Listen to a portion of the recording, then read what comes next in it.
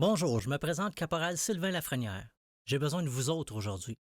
Aidez-moi à me battre en Cour suprême pour que mon calvaire et celui de plusieurs autres militaires cessent.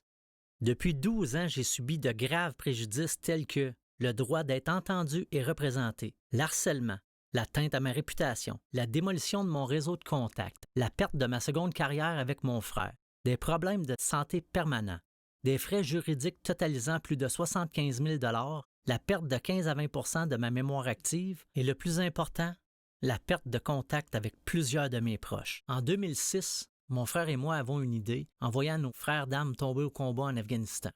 Après avoir obtenu la permission de la chaîne de commandement, nous décidons de produire un DVD et un projet qui s'appellera « On vous suit, we follow you ».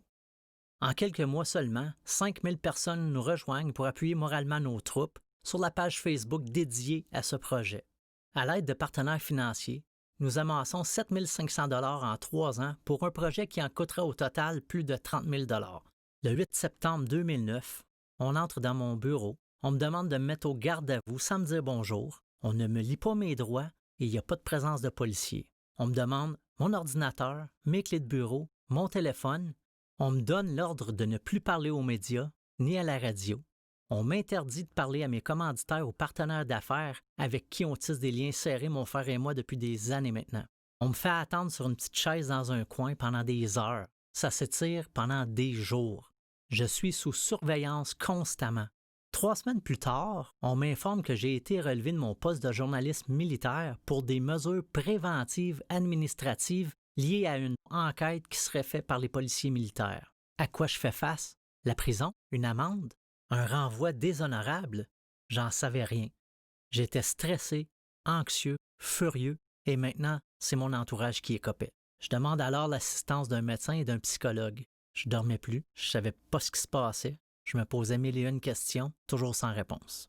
Dès le début de cette saga, je me suis retrouvé seul. Après avoir utilisé tous mes recours militaires, en 2010, j'ai dû faire appel à une avocate, maître Dominique Bertrand du cabinet Guy Bertrand Avocat, pour qu'elle m'aide à obtenir des réponses auxquelles on ne voulait tout simplement pas répondre. Une de ces réponses, on ne peut pas dédommager quelqu'un qui reçoit une pension militaire. On admet avoir fait des graves erreurs et que les délais ne sont pas raisonnables. On ferait bien des excuses, mais elles ne seraient ni senties ni sincères. Ils admettent donc avoir fait des erreurs graves, mais ils ne veulent ni s'excuser ni réparer les préjudices qu'ils ont causés. Toujours dans l'attente, je dépose un grief demandant pourquoi on m'a enlevé mon poste, pourquoi je suis sous enquête militaire et pourquoi personne ne m'a toujours pas interrogé depuis tout ce temps. Je vivais un cauchemar jour après jour. On fouillait mes comptes bancaires et on filmait devant chez moi pour me mettre de la pression et me harceler. On m'accusait de faire des choses au travail, alors que pourtant, je n'y étais même plus. J'étais en maladie à la maison, ingérant des tonnes de médicaments qui m'ont littéralement fait perdre la tête. J'étais anxieux, isolé, stressé et je ne faisais plus confiance à personne. Malheureusement, j'ai même pensé au suicide pour que ce calvaire et ce cauchemar cessent.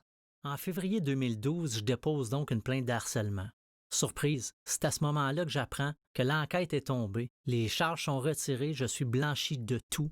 L'enquête est désormais close. Je suis passé 4 fois devant la Cour fédérale et la Cour fédérale d'appel du Canada. Je dois demander à la Cour suprême une autorisation pour en appeler d'un jugement rendu le 26 juin 2020. La Cour d'appel fédérale m'avait pourtant autorisé en 2018 à déposer une action contre le gouvernement canadien pour atteinte à mes droits fondamentaux, dont la réputation, mon honneur, ma dignité. Or, ils disent maintenant que mon recours est voué à l'échec parce que je reçois une pension des anciens combattants. Pourtant, cette pension ne répare aucunement le viol de mes droits civils et constitutionnels. Ce qui rend aussi très important ce recours en Cour suprême, c'est d'établir une pension des anciens combattants ne répare aucunement les préjudices qu'ils m'ont fait subir. De mettre en lumière que le jugement rendu en juin oublie totalement de considérer que les faits qui se sont déroulés au Québec et que nous sommes ici protégés par la Charte québécoise des droits et libertés et le Code civil du Québec contre le genre d'abus qui a détruit ma vie personnelle, sociale, professionnelle et ma carrière civile éventuelle. Après toutes ces années, je suis épuisé, je suis à bout de ressources. Je vous demande de m'aider à financer la demande d'audition à la Cour suprême du Canada, ainsi qu'à l'audition qui peut s'en suivre.